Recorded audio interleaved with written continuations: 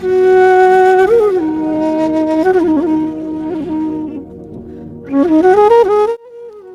वालेकुम दोस्तों, मेरा नाम है अली ज़ैदी और आप देख रहे हैं अली भाई cafe.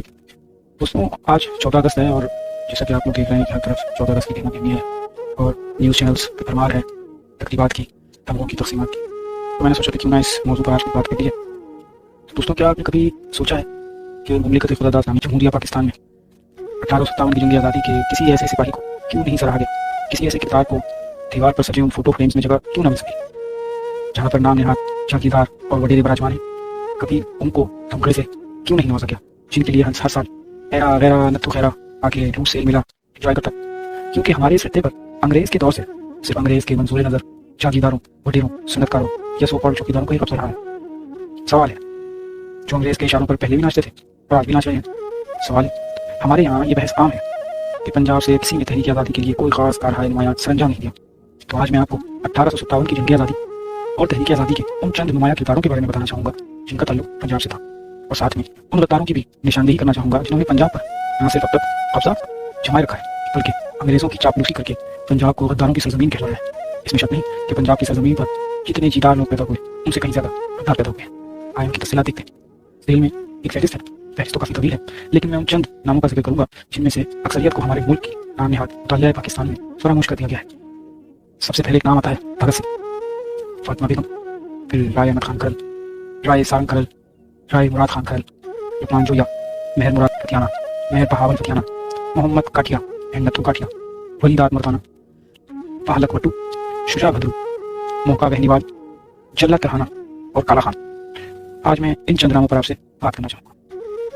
Bhagat Singh, a very prominent figure of Indo Pak सब कॉन्टिनेंट, और फ्रीडम मूवमेंट के दौरान इनकी काविशों को कभी नज़रअंदाज नहीं किया जा सकता, बल्कि मौजूदा इंडिया ने तो भगत सिंह के ऊपर कई फिल्में भी बनाई।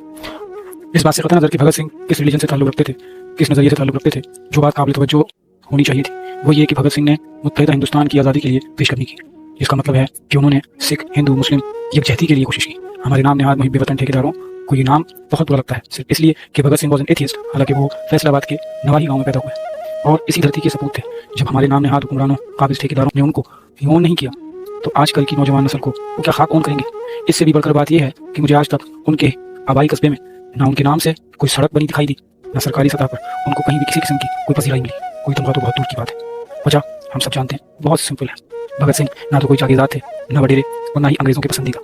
हमने पाकिस्तान की तारीख में हर उस शख्स को नुमाया और ऊंचे ओहदे पर देखा जिसने या जिसके बड़े बूढ़ों ने अंग्रेजों से वफादारियां निभाया या फिर अपने ही लोगों को धोखा दिया। उनके बाद नाम आता है फातिमा बेगम। फातिमा बेगम लाहौर के शहर में पैदा हुई, मौलवी महमूद आलम की साहबजादी थी। उनके वालिद बस नाम से ही मौलवी थे, इंतहाई नफीस इंसान और लिबरल सोच के मालिक थे। उन्होंने फातिमा बेगम को उस दौर में न सिर्फ अच्छी तालीम और तरबियत से आरास्ता किया बल्कि खवातीन के हुकूक के लिए भी मैदान अमल में पेश रखा। और फातिमा बेगम भी बहुत ही होनहार थी। उनकी सहानत का अंदाजा इस बात से बखूबी लगाया जा सकता है कि उन्होंने सिर्फ 11 साल की उम्र में मैट्रिक की तालीम मुकम्मल करके सियासी और माशरती मैदान अमल में कदम रख लिया। जिसका अंदाजा इस बात से लगाया जा सकता है कि सिर्फ 19 साल की उम्र में वो खवातीन के हुकूक के लिए नशर होने वाले एक मैगजीन शरीफ बीबी की एडिटर के तौर पर अपनी खिदमत सर अंजाम दे रही थी। उन्होंने न सिर्फ खवातीन को एम्पावर करने के लिए अपना किरदार अदा किया बल्कि सियासी मैदान अमल में पेश आई और 1946 के इलेक्शंस में हिस्सा लेकर कामयाबी भी हासिल की। और फ्रीडम मूवमेंट में उनकी इस खिदमत को भी कभी सराहता नहीं किया। वजह सिंपल है, फ्यूडल बैकग्राउंड नहीं रखती थी, एक आम से घराने से ताल्लुक रखती थी। अगला नाम, बहुत ही प्रोमिनेंट नाम, राय अहमद खान खरल। राय अहमद खान खरल गुकीरा गांव मौजूदा उकाड़ा में पैदा हुए और अपने गिरदोनवाह में एक शहर के नाम से जाने जाते थे। राय अहमद खरल पंजाब के उन सपूतों में से थे जिन्होंने 1857 की गदर में बरतानवी दरअंदाजी का जवामर्दी से न सिर्फ मुकाबला किया बल्कि उनको नाकोशा नहीं छुपाए। और उनके जिंदा रहते अंग्रेज गुकीरा से लेकर मुल्तान तक पुरसुकून नहीं बैठ पाते थे। अलबत्ता उनको भी बाकी ईमानदार हुर्रियत पसंदों की तरह अपनों ने ही धोखा मार दिया। मुल्तान के गीलानी और कुरैशीस में पेश रहे। उनके अलावा मेरा गाजी खान के खोसे और मजारियों ने भी भरपूर हिस्सा डाला। राय अहमद खान खरल के अपनों में उनके कजन राय सरफराज के अलावा करीबी साथी दारा सिंह और गुलाब सिंह बेदी थे जिन्होंने न सिर्फ धोखा दिया बल्कि हालत नमाज में गोली भी मारी और सर भी काट कर उस इलाके के एसी लॉर्ड बर्कले को तोहफे में दिया। और जिस दिन ये सब वकूफ पजीर हुआ तारीख में वो दिन भी 10 मुहर्रम का था। राय अहमद खान खरल का सर गुगेरा पुलिस स्टेशन के दरवाजे पर इबरत के निशान के तौर पर लटकाया गया था, जिसको बाद में उसी इलाके से ताल्लुक रखने वाले एक सिपाही ने अमानतन कब्र के करीब दफना दिया था। कई सालों के बाद जब उनके पोते अहमद अली खान ने राय अहमद खरल के मकबरे की तज़ीन व आराइश करनी शुरू की तो उनका सर कब्र के करीब से बरामद हुआ, जिसको अहमद अली खान ने मैयत के साथ दफन करके कब्र को सही से बंद किया। ये और बात है कि राय अहमद खरल के दोस्त मुराद फतियाना ने उनका बदला 2-3 दिन बाद ही ले लिया था और लॉर्ड बर्कले को उसके 6 साथियों समेत मार दिया था। لیکن رائے احمد کھرل کے مارے جانے سے اس خطے کی جدوجہد آزادی کو جو ناقابل تلافی نقصان پہنچا اس سے نکلنا کبھی ممکن نہ ہو سکا۔ رائے احمد خان کھرل کے ساتھیوں میں رائے سارنگ کھرل، رائے مراد کھرل جو کہ ان کے بھائی تھے، پھر لقمان جویا، مہر مراد فتیانہ جنہوں نے ان کا بدلہ لیا اور لارڈ بکلے کا سر کاٹ کر سارے علاقے میں لہرایا۔ اس کے بعد مہر بہاول فتیانہ ان کے بھائی، پھر محمد کاٹیا اور نتھو کاٹیا یہ دونوں بھی بھائی تھے، ولی داد مردانہ، باہلک وٹو، شجاع بھدرو، موہکا بہنیوال، جلا ترہانہ یہ ان کے ساتھیوں میں سے تھے جو ان کے ساتھ ہی شہید ہوئے۔ اس کے بعد نام آتا ہے کالا خان مری۔ حریت پسندی میں بلوچوں کی تاریخ سے کوئی انکار نہیں کر سکتا۔ کالا خان مری بھی بلوچ حریت پسندوں کے لیے ایک مشعل کی حیثیت رکھتے ہیں۔